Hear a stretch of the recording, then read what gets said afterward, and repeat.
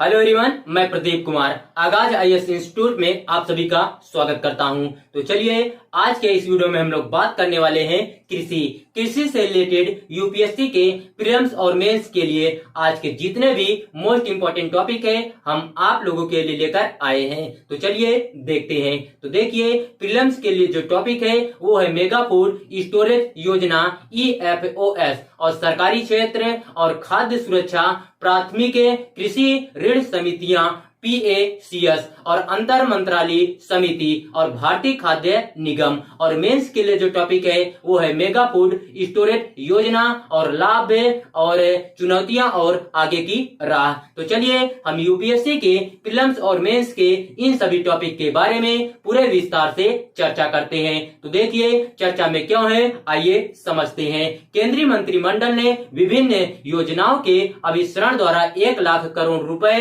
परिव्यय वाली सहकारिता क्षेत्र में विश्व की सबसे बड़ी फूड स्टोरेज योजना अनाज भंडारण योजना को मंजूरी प्रदान की है। प्रखंड स्तर पर अतिरिक्त विकेंद्रीकृत अनाज भंडारण का सृजन करने का नवीनकृत निर्णय कृषि क्षेत्र को सशक्त करने की दिशा में एक सकारात्मक कदम है। नई पहल कृषि कानूनों के 2 सबसे महत्वपूर्ण उद्देश्यों को पूरा करने पर केंद्रित है। पहला है बाजार अवसंरचना को सुदृढ़ विस्तारित करना और दूसरा है किसानों के लिए लाभकारी मूल्य सुनिश्चित करना।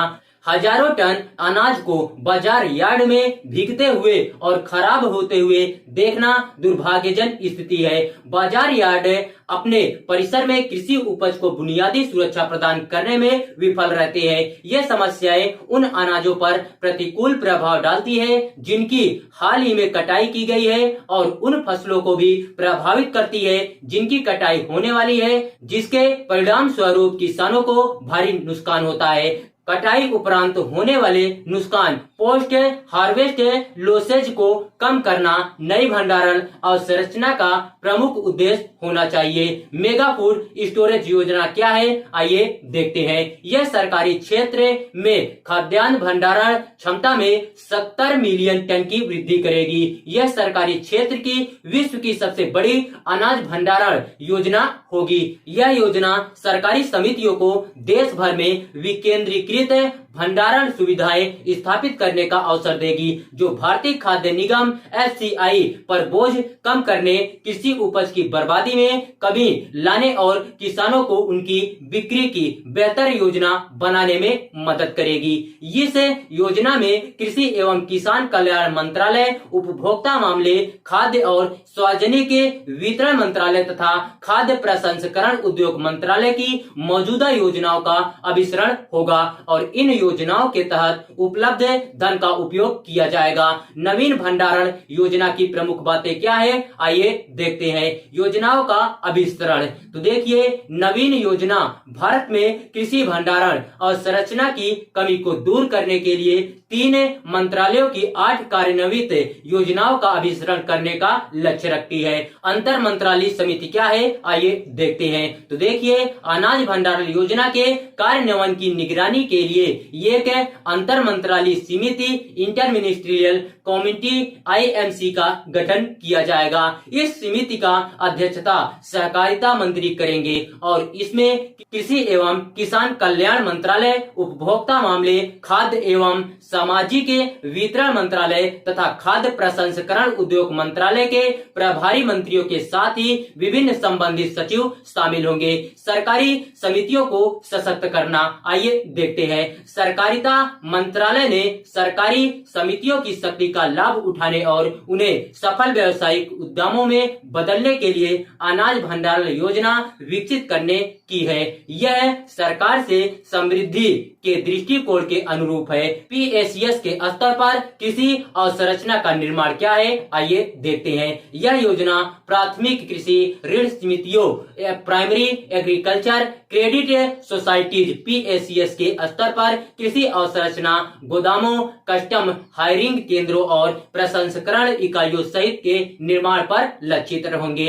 इस विकेंद्रीकृत दृष्टिकोण का उद्देश्य PACS की आर्थिक आर्थिक व्यवहार्यता को बढ़ाना और भारतीय कृषि क्षेत्र के विकास में योगदान करना है। पायलट परियोजना क्या है, आइए देखते हैं। सहकारिता मंत्रालय कम से कम 10 चयनित जिलों में अनाज भंडारण योजना की कार्यान्वयन रणनीतियों का परीक्षण एवं परिशोधन करने और इसके परिणामों का आकलन करने के लिए एक पायलट परियोजना लागू करेगा। इस योजना के लाभ कैसे प्राप्त होंगे, आइए देखते हैं। तो देखिए, स्थानीय स्तर पर विकेंद्रीकृत भंडारण क्षमता का निर्माण कर जिसे खाद्यान्नों की बर्बादी और उन्हें खराब होने से रोका जा सकेगा। कटाई उपरांत होने वाले नुकसान को कम करना, किसानों के लिए विभिन्न विकल्प जैसे कि राज्य एजेंसियों या FCI को अपनी उपज की बिक्री करना, गोदामों में अपनी उपज का भंडारण करना या साझा इकाइयों में अपनी उपज का प्रसंस्करण करना, उपलब्ध कर संकटपूर्ण बिक्री पर अंकुश लगाना। PSES को अपनी व्यावसायिक गतिविधियों में विविधता लाने जैसे कि उचित मूल्य की दुकानों के रूप में सेवा देने, कस्टम हायरिंग केंद्रों की स्थापना करने आदि के लिए सक्षम बनाकर आय में वृद्धि करना। उपभोक्ताओं विशेष रूप से गरीबी और कमजोर वर्गों के लिए खाद्यान्न की उपलब्धता एवं पहुंच में वृद्धि कर खाद्य सुरक्षा की स्थिति में सुधार लाना। गरीब केंद्र में गोदामों तक और गोदामों में उचित मूल्य की दुकानों तक खाद्यान्नों की आवाजाही को न्यूनतम कर परिवहन लागत को कम करना। कटाई उपरांत होने वाला नुकसान, आइए देखते हैं। तो देखिए, कटाई उपरांत होने वाले नुकसान किसी उत्पाद के मापनीय मात्रात्मक एवं गुणात्मक नुकसान है जो फसल कटाई और मानव उपभोग के बीच घटित होते हैं। ये नुकसान उत्पाद के विभिन्न पहलुओं जैसे कि इसकी मात्रा, गुणवत्ता,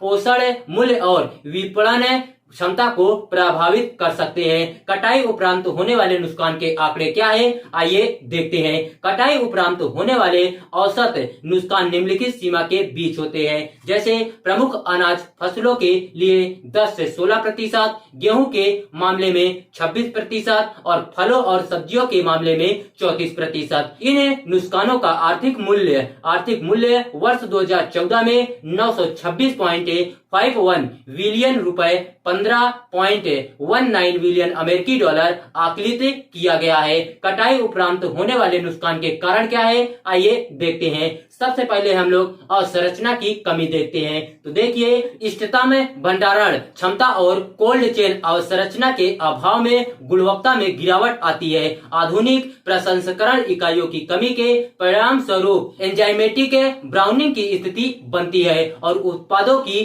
खराब होने की अवधि शेल्फ लाइफ कम हो जाती है। अब हम लोग बात करते हैं हैंडलिंग और पैकेजिंग संबंधित त्रुटियां। तो देखिए, हैंडलिंग और अनुपयुक्त पैकेजिंग से जैविक एवं अजैविक जोखिम उत्पन्न होते हैं। इसके अलावा अपर्याप्त परिवहन अवसंरचना के कारण परागमन में देरी और यांत्रिक क्षति की स्थिति बनती है। बाजार में संपर्कहीनता, सीमित बाजार पहुंच और कीमतों में उतार चढ़ाव कटाई उपरांत होने वाले नुकसान को बढ़ाते हैं। कीट और रोग का प्रकोप, अपर्याप्त कीट और रोग प्रबंधन के कारण फसल बर्बादी और संदूषण की स्थिति बनती है। वित्तीय बाधाएं, अपर्याप्त संसाधनों के साथ ऋण तक सीमित पहुंच, बेहतर सुविधाओं तथा प्रौद्योगिकियों में निवेश में बाधा उत्पन्न करती है। कटाई उपरांत होने वाले नुकसान को कम करने के उपाय कौन है, आइए देखते हैं। तो देखिए, उपयुक्त उपकरणों और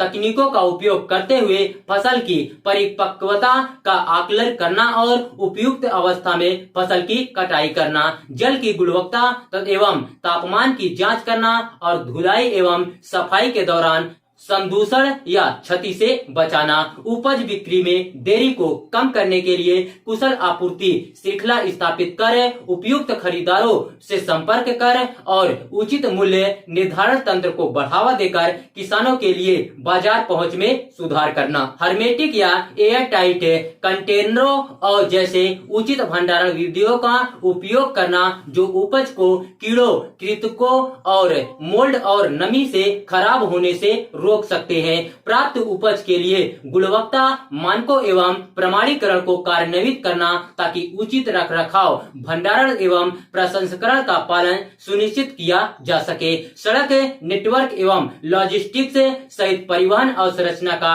उन्नयन करना और पारगमन के दौरान देरी एवं क्षति को कम करने के लिए प्रशिक्षित वाहनों के उपयोग को बढ़ावा देना। इस योजना से संबंधित प्रमुख चुनौतियां क्या है, आइए देखते हैं। तो देखिए, FPOS से संघर्ष किया। उत्पादन संगठनों, फार्मर प्रोड्यूसर ऑर्गेनाइजेशन FPOS को बढ़ावा देने का मुख्य उद्देश्य सरकारी समितियों की व्यापक रूप से चिन्हित समितियों को हल करना है और यह देश के सभी प्रखंडों को कवर करने पर लक्षित है। FPOS उपज के कटाई उपरांत प्रबंधन से भी संलग्न होते हैं, जो फिर कृषि सरकारी समितियों के साथ संघर्ष की स्थिति उत्पन्न कर सकता है। कृषि सरकारी समितियों में सक्षमता की कमी। कृषि सरकारी समितियां पर्याप्त सक्षम नहीं है, लेकिन उन्हें वित्तीय उत्तरदायित्व और भंडारण अवसंरचना का कार्यान्वयन सौंप दिया गया है। कृषि सरकारी समितियों से संबंध समस्याओं में अभिजात वर्ग का नियंत्रण, नौकरशाही, राजनीतिक हस्तक्षेप, खराब विपणन आदि शामिल है। नतीजतन लघु और सीमांत किसान प्रतिस्पर्धी बाजारों तक पहुंच बनाने और लाभकारी मूल्य प्राप्त करने से वंचित रह जाते हैं। अवसंरचना प्रबंधन और रखरखाव। अवसंरचना का निर्माण आसान है, लेकिन इसे प्रबंधित करना और इसका रखरखाव एक बड़ी चुनौती है। भारत अवसंरचना के रखरखाव के संबंध में अच्छा रिकॉर्ड नहीं रखता, चाहे वह FCI भंडारण हो या पेयजल और सिंचाई से संबंधित प्रणालियां। पूंजीगत रखरखाव व्यय, कैपिटल मेंटेनेंस एक्सपेंडिचर, पूंजीगत रखरखाव व्यय को शायद ही कभी वार्षिक बजट में शामिल किया जाता है। इसके अलावा भारत के पास अपनी वार्षिक खराब होने योग्य उपज के मात्र 8वें भाग के भंडारण की भी क्षमता है। खाद्य गुणवत्ता प्रबंधन। खाद्य गुणवत्ता प्रबंधन क्या है, आइए देखते हैं। पोषण सुरक्षा के लिए खाद्य की गुणवत्ता बनाए रखना अत्यंत महत्वपूर्ण है। परंपरागत तकनीकों FCI गोदामों के साथ निम्न गुणवत्ता की भंडारण अवसंरचना और भंडारण की लंबी अवधि के कारण PDS के तहत प्रायः निम्न गुणवत्ता के अनाजों का वितरण होता है। संभावित समाधान क्या है, आइए देखते हैं। PPP या FPOS के माध्यम से कार्यान्वयन खाद्य भंडारण पहल बेहतर तरीके से काम कर पाती यदि इसे FPOS की तर्ज पर निजी सार्वजनिक भागीदारी PPP पहल के तहत लागू किया जाता। यहाँ तक कि इसे FPOS के अंतर्गत लाना भी बेहतर विकल्प साबित होता है।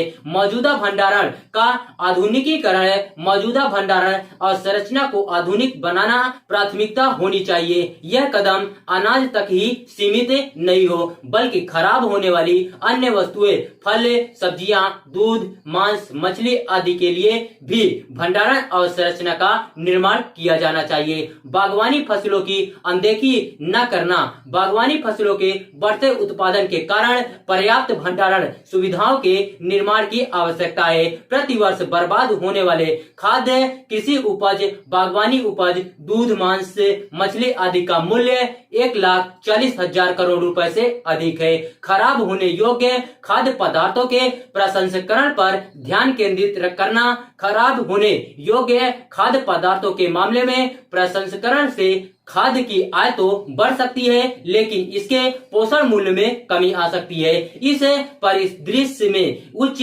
गुणवत्तापूर्ण प्रसंस्करण सुनिश्चित करने के लिए आधुनिक तकनीकों की आवश्यकता है।